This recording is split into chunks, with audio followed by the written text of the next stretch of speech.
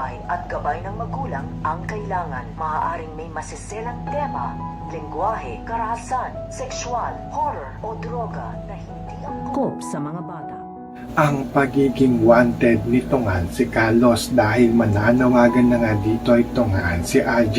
Dahil ito nga si RJ ay tumawag na nga ito ng press upang magbigay na nga ito ng salaysay tungkol nga sa ginawa nito nga ni Carlos na pagpaslang dito nga daw kay Irene at pagdukot dito nga daw kay Lilet. Kaya nga ito nga si Harry ay napasugod nga ito nang nalaman niya dito na nagbibigay na nga ng mensahe ito nga si Carlos at dahil kinakampihan nga nito nga ni Harry, ito nga kanyang ama nito nga si Carlos dahil wala pa rin kamalay-malay ito nga si Harry sa mga pinaggagawa ng kanyang ama at wala nga itong pinaniniwalaan dahil kakilala nga rin dito ito nga daw kanyang ama kaya ipagtatanggol nga nito nga ni Harry ito nga kanyang ama na ito nga si Carlos at tuluyan na nga itong magagalit dito nga kay Annalyn. So pakakaabangan nga natin dito ang pagiging wanted nito nga ni Carlos. Yan ang ating mga pakakatutukan at pakakaabangan dito nga lang sa Abot Kamay na Pangarap.